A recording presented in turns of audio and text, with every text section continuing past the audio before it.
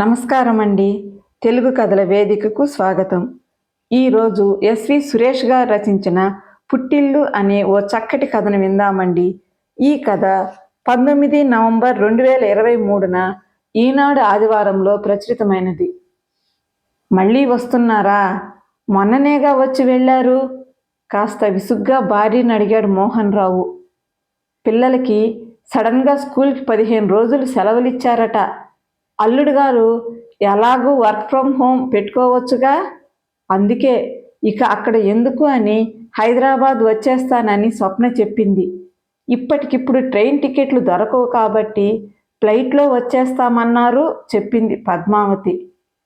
అంత ఆగమేఘాల మీద ఫ్లైట్లో రావాల్సిన అర్జెంటు పనులు ఇక్కడ ఏమున్నాయి? పైగా పని మనిషి కూతురు పెళ్ళి అని 20 రోజులు రానందిగా, ఆ విషయం చెప్పావా? అడిగాడు మోహన్ రావు. విసుక్కోకండి, అలా చెప్తే ఏం బాగుంటుంది? తాము రావడం అమ్మా నాన్నలకు ఇష్టం లేదని అమ్మాయి అనుకోదు.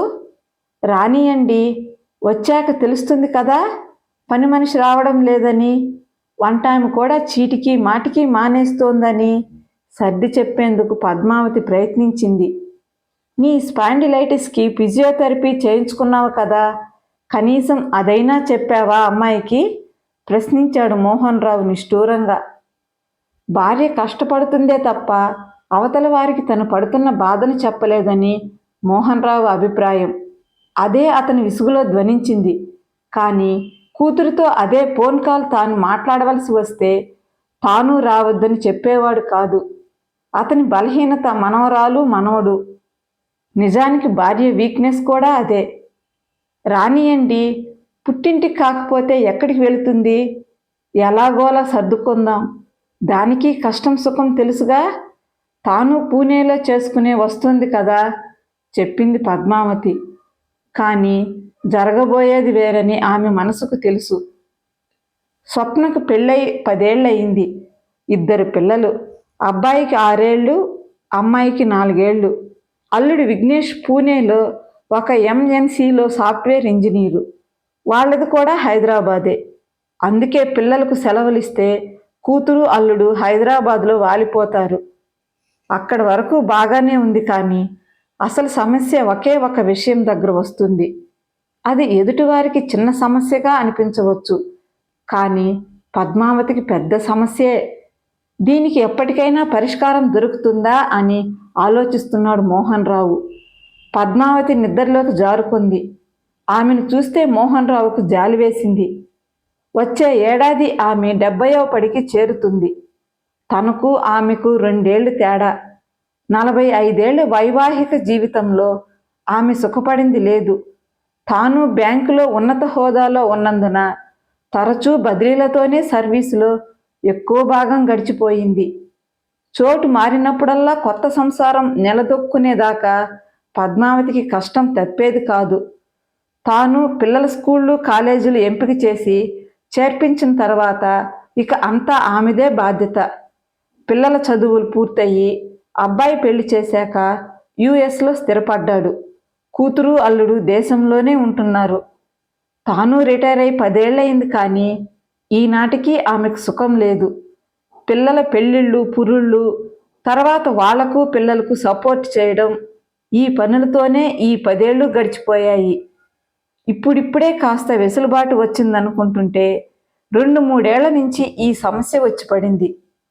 పద్మావతికి పెద్ద ఆరోగ్య సమస్యలు లేవు, కానీ చిన్న చిన్న ఇబ్బందులే రోజూ చికాకు పెడుతుంటాయి. అవి బయట వారికి అంత పెద్దగా కనిపించవు, కానీ దగ్గరగా చూస్తున్న తనకు తెలుసు. ఆమెకు సుఖం లేదు. మరోసారి అనుకున్నాడు మోహన్ రావు పద్మావతికి దుప్పటి కప్పుతూ. అమ్మా, నేను బ్యూటీ పార్లర్కి వెళ్ళొస్తాను. పిల్లలు నాన్న దగ్గర ఉన్నారు. రేపు నా ఫ్రెండ్ కొడుకు బర్త్డే ఉందిగా, వెళ్ళాలి. ఈరోజు పార్లర్ పని పూర్తి చేసుకొస్తాను వంటగదిలో ఉన్న పద్మావతికి చెప్పి స్వప్న బయటికి వెళ్ళిపోయింది. డ్రాయింగ్ రూమ్లో మనవరాల్ని మనవణ్ణి ఎంగేజ్ చేస్తున్న మోహన్ రావుకి ఈ మాటలు వినిపించి మనసు కలుక్కుమంది. ఈరోజు పని మనిషి వంటామె ఇద్దరూ రాలేదు. పద్మావతి కిచెన్లో సతమతమవుతోంది. తాను గమనిస్తున్నాడు. ఆమె వంటగదిలోకి పొద్దున్న లేవగానే 6 గంటలకు వెళ్ళింది. ఇప్పుడు టైం 11 గంటలైంది. పిల్లలకి పాలు, పెద్దవాళ్ళకి 1-2 సార్లు కాఫీలతో ఇప్పటికి అందరి బ్రేక్ఫాస్ట్ పూర్తయింది. పద్మావతి లంచ్ ఏర్పాట్లో ఉండి ఉంటుంది. కూతురు అల్లుడు వచ్చి వారం రోజులైంది. అల్లుడు 9ంటికి లేచి బ్రేక్ఫాస్ట్ చేసి తన రూంలోకి వెళ్ళి లాగిన్ అవుతాడు. రాత్రి మళ్ళీ 9ంటికి లాగౌట్ అవుతాడు. ఈలోపు భోజనానికి తప్ప బయటకు రాడు. స్వప్న రోజు ఏదో ఒక బయట పని పెట్టుకుంటుంది. ఒకరోజు షాపింగ్ అని, మరో రోజు బ్యూటీ పార్లర్ అని, ఇంకో రోజు మరో పని. ఇక సాయంత్రాలు ఫ్రెండ్స్ ఫంక్షన్లకు, స్నేహితుల ఇళ్లకు వెళ్ళి రావడం, లేదా వాళ్ళని పిలిచి వారితో కాలక్షేపం చేయడము. వీకెండ్స్ వస్తే పిల్లల్ని వదిలి అల్లుడితో కలిసి మూవీకో మరో చోటుకో వెళ్ళడం. అల్లుడు కూతురు వచ్చాక పద్మావతిని ఫిజియోథెరపీకి తీసుకువెళ్లడమే కుదరలేదు మోహన్ రావుకి. అసలు తను కిచెన్ నుండి బయటపడితేగా. దీనితో ఆమెకు భుజం నిప్పి తీవ్రమవ్వడాన్ని మోహన్ రావు గమనించాడు. ఇలాంటి సమయంలో స్వప్న తల్లిదండ్రులకు ఒక చల్లని వార్త చెప్పింది. 2 రోజులు హైదరాబాదులోనే ఉంటున్న అత్తగారింటికి వెళతామని. స్వప్న అత్తగారింట్లో 2 రోజులు ఉండి తిరిగి పుట్టింటికి వచ్చి మరో వారం ఉండి పిల్లలకు సెలవులు ముగియడంతో అందరూ పూణే వెళ్ళిపోయారు. స్వప్న వాళ్ళ ఫ్యామిలీ వెళ్ళిపోయాక మోహన్ రావు తన వియ్యంకుడికి ఫోన్ చేశాడు. ఆ విషయాలు ఈ విషయాలు మాట్లాడి స్వప్న అక్కడికి వచ్చి గడిపిన 2 రోజులు ఎలా ఉందని అడిగాడు. దీనికి సమాధానం చెబుతుంటే ఏడుపు ఒక్కటే తక్కువ ఆయనకు. వియ్యపురాలకి మోకాళ్ళ నొప్పులు తీవ్రంగా ఉన్నా ఆ 2 రోజులు పనంతా ఆమెపైనే పడిందట. తెలిసిన వారింట్లో ఎంగేజ్మెంట్ ఉంటే స్వప్న 2 రోజులు హడావిడిగా తిరుగుతూనే ఉందట. స్వప్న రావడానికి ముందు యుఎస్ నుంచి కొడుకు కోడలు పిల్లలతో వచ్చి నెల రోజులుండి వెళ్ళారు. అప్పుడు ఇదే కథ నడిచింది.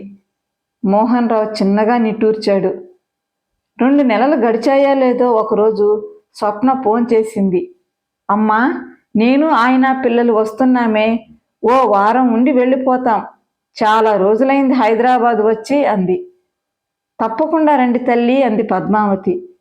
పిల్లలతో సహా 2 రోజుల తర్వాత వచ్చిన స్వప్న ఇంట్లో తల్లి కనబడిపోయేసరికి కంగారు పడింది. నాన్న, అమ్మ ఏది అని అడిగింది. అదేనమ్మా, నీకు ఫోన్లో చెప్పడం మర్చిపోయాను. తన తమ్ముడింటికి వెళ్ళింది. మీ మేనత్తకు బాగోలేదు. 2 రోజులు సహాయంగా ఉండి వద్దామని వెళ్ళింది చెప్పాడు మోహన్ రావు. ఒక్క నిమిషం ఆగి తనే చెప్పాడు. వంట మనిషి మానేసింది. దాని కొడుక్కి మంచి జాబ్ వచ్చిందట. పనమ్మాయి భర్త కాలు ఫ్రాక్చర్ అయ్యింది. ఈ నెల రాలేనని కబురు చేసింది. స్వప్న హతుస్సురాలైంది. ఇప్పుడెలా? ఫ్లైట్ టికెట్స్ చౌకగా వస్తున్నాయని వారం తర్వాత రిటర్న్ టికెట్స్తో కలిపి బుక్ చేయించుకున్నారు. ఇక తప్పక స్వప్న వంట వార్పు మొదలుపెట్టింది. 2 పూటలా అందరికీ అన్నీ అమర్చడం తల ప్రాణం తోకకు వచ్చినట్లుగా ఉంటుంది. 2 రోజుల తర్వాత పద్మావతి రాలేదు. మరో 2 రోజులు అంటూ వారం గడిచిపోయింది. ఈ వారం రోజులు స్వప్నకు ఊపిరి ఆడలేదు. 1 గంట కూడా బయటకు వెళ్ళలేకపోయింది. పని చేసి చేసి నడు నొప్పి పట్టుకుంది. ఈ 10 ఏళ్లలో మొదటిసారిగా స్వప్నలో అమ్మ శ్రమ గురించిన ఆలోచన. ఇంత పనిని, ఇంత ఒత్తిడిని అమ్మ ఎలా తట్టుకుంటోంది? 40 ఏళ్లకు దగ్గరవుతున్న తానే భరించలేకపోతుందే. అలాంటిది 70 ఏళ్లకు దగ్గరైన అమ్మకు ఎంత కష్టం. పూణేలో తాను 2-3 పని మనుషుల్ని పెట్టుకున్నందువల్ల ఎప్పుడూ ఈ బాధ అనుభవంలోకి రాలేదు అనుకుంది. ఆ తర్వాత 3 నెలల వరకు స్వప్న హైదరాబాద్ ఛాయలకు రాలేదు. ఓ రోజు పద్మావతికి ఫోన్ చేసి, అమ్మా, పిల్లలు నిన్ను నాన్నను చూడాలని గొడవ చేస్తున్నారు అంది. దానికేముందమ్మా, సెలవులు చూసుకుని హైదరాబాద్ రండి మనస్ఫూర్తిగా పిలిచింది పద్మావతి. వద్దమ్మా, మీరే పూణే రండి. నువ్వు అక్కడ చేసుకుని అలసిపోయి ఉంటావు. ఓ నెల విశ్రాంతిగా ఉందిరు గాని ఇక్కడి నుంచి మంచి ఫిజియోథెరపిస్ట్ని ఇంటికి వచ్చి వెళ్ళే ఏర్పాటు చేశాను అంది. పద్మావతి ఆశ్చర్యంతో వింటోంది. ఈ 40 ఏళ్ళు హైదరాబాద్ నాకు పుట్టిల్లు. ఇక నుంచి మా ఇల్లే మీకు పుట్టిల్లు కాదనకండి. అవతల నుంచి స్వప్న స్వరం జీరబోవడం పద్మావతి గుర్తించింది. పక్కనే పేపర్ చదువుకుంటున్న భర్త వైపు చూసింది పద్మావతి. కూతురిలో వచ్చిన మార్పును భార్య చూపుల్లో గుర్తించిన మోహన్ రావు కళ్ళు మెరిశాయి తృప్తితో. కథ సమాప్తం అండి. కథ నచ్చినట్లయితే ఒక చిన్న లైక్తో నన్ను ప్రోత్సహించండి. మరిన్ని చక్కటి కథల కోసం నా ఛానల్ని సబ్స్క్రైబ్ చేసుకోండి. ఉంటానండి.